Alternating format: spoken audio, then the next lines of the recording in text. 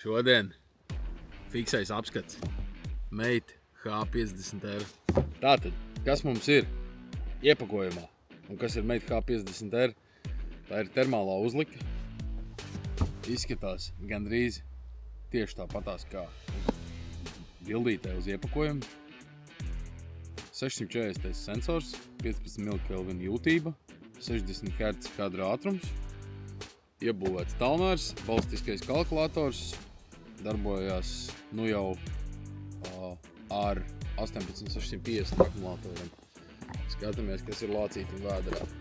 Tātad pati iekārta, garantija, nevis garantija, bet lietošanas instrukcija. Skatījos uz garantiju un turpināju teikt par garantiju. Tātad aizpildot šo te ir iespējams iegūt papildus vēl 1 gadu garantiju ražotāja mājaslapā. Tas tā kā būtu forši. Tad mums ir, latviski netulkoši, bet idejiski šis ir gredzens, ko mēs uzliekam uz optiskā tēmekļa. Saucās Magic Ring. Uzliekam uz optiskā tēmekļa.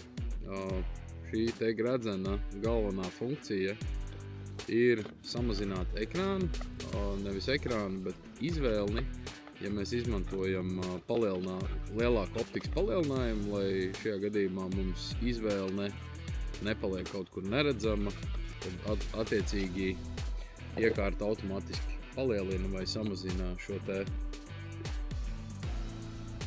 ekrānā redzamo cipariņu izmērus, lai mēs no viņa nemūkam ārā. Papildus ir akumulātora paciņa, ne akumulātora paciņa, bet pults šeit iekšā. Visu smuki saliekam iekšā, un pati foršākā ģēla ir tā, ka tas viss lādējās jau no šī maciņa. Šeit ir CT pieeja, uzlādējam un visu reizi arī varam lietot. Tad ir, protams, lādētāji, ir akumulātori, bet šoreiz jau laikam ne par tiem ir stāsts. Šito mēs noliekam maliņā, tad kur mums ir pati iekārta.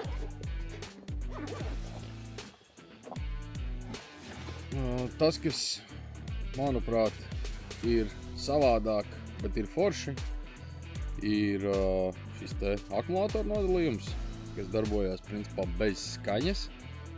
Smuki klusi aiztaisās, smuki klusi attaisās. Vāciņš ir uztaisīts ar 2 eņģēm, idejiski, lai mazāk iespēja viņi nolauzt.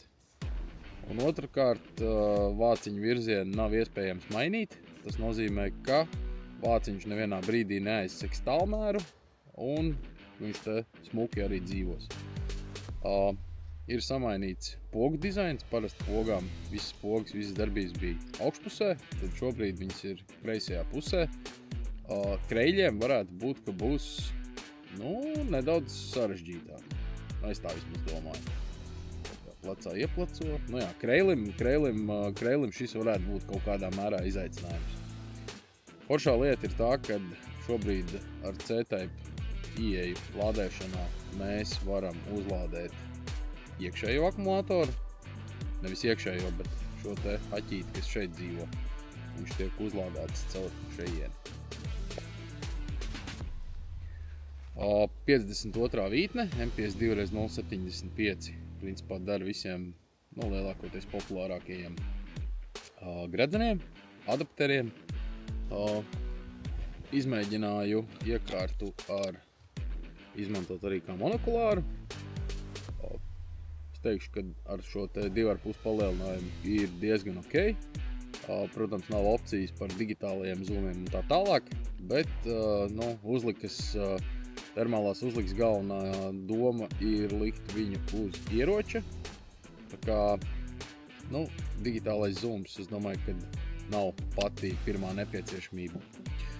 Tātad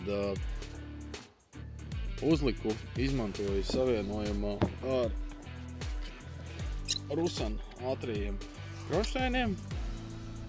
Šādi uzliekam un nolakojam. Šajā brīdī esam gatavi medīt. nepieciešams ir zināt optikas ārējo diametru, nevis iekšējo. Ja man optikas iekšējais lēdz diametrs ir 50 mm, tad ārējais man ir 58. Šis te ārējais diametrs atšķirās starp ražotājiem. Līdz ar to katrs ražotājs vēl arī saviem modeļiem, šajā gadījumā optiku tēmekļu modeļiem, ir dažādas nianses par to, cik tad ir tas ārējais diametrs. Ja jūs man zvanīsiet un teiksiet, ka jums ir 56 niec, tad es teikšu, ka man tas baigi neko neizsaka, jo, kā jau teicu, katrs ražotājs atstāja šo te materiālu pielaidu uz āru, un tā variācija var būt līdz pat, teiksim tā, no optikas iekšējā diametra tur līdz pat 8 mm šī te atšķirība, tātad, un pat vairāk. Tā kā tā variācijas ir ļoti daudz un dažādas, ja jūs gribat termālu uzlikt, tad mēs viņus komplektējam kopā ar precīziem gredzeniem, kas ir paredzēti tieši priekš jūsu tēmekļa. Un tieši tāda pati ir arī noņemšana. Kops uzliekam, kops noņemam un dodamies uz mežu. Ja ir nepieciešams un patīk sēdēt tornītī, tad šī ģēla arī var diezgan labi noderēt dzīvē.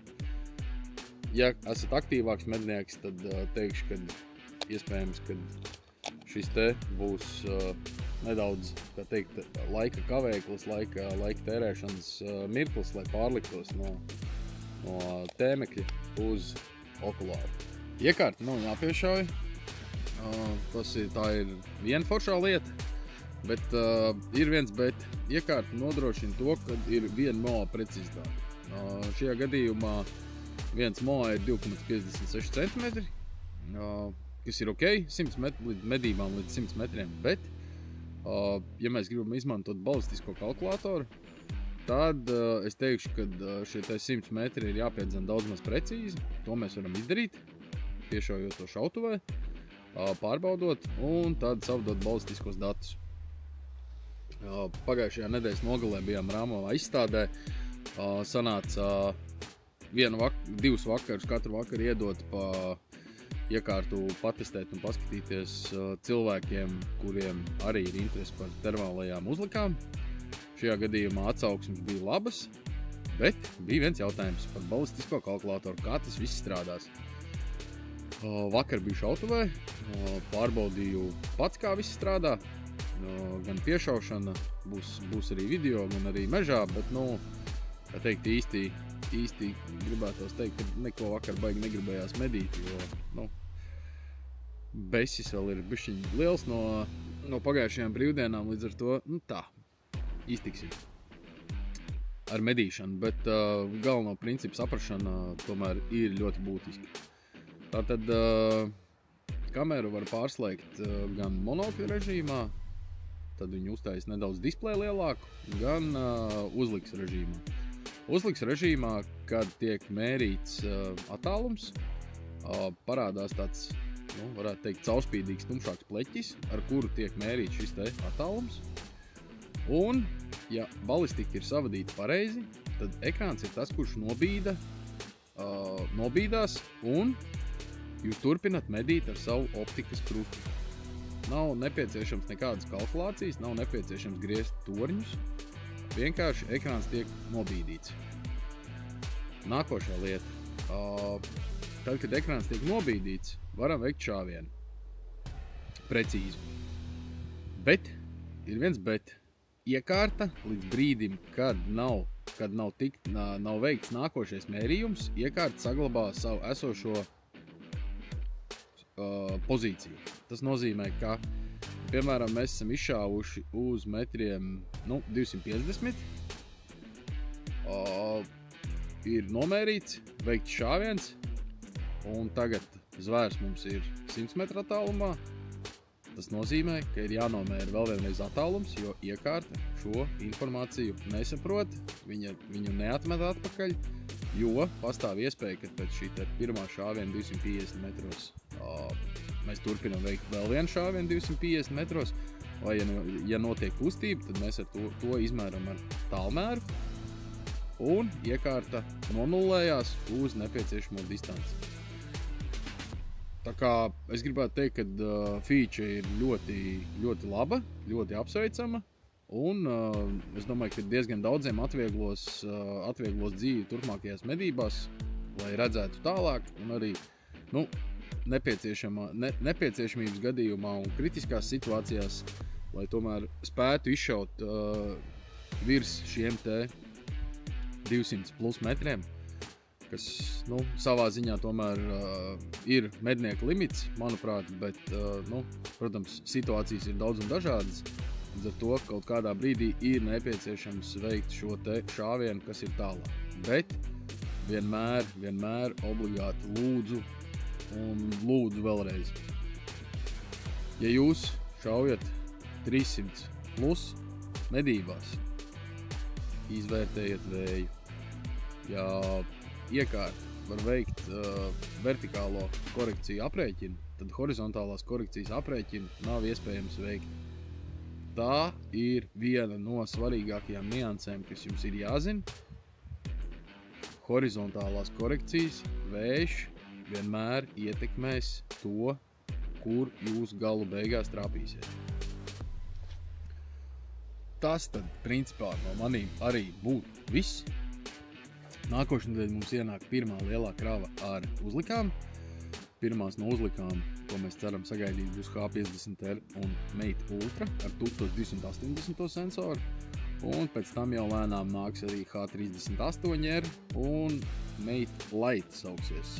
Pati vienkāršākā versija, pārdošanas cena 1650 eiro ar 380 sensoru, 38 lēcu, bet bez opcijām par Magic Zoomu un tālmēru. Pati vienkāršākā basic uzlika. Un tad visas nākošās jau ir ar iebūvētiem tālmēriem. Kaut kā tā iztiks minimums jums ir iedots. Šaujam garām. Čau!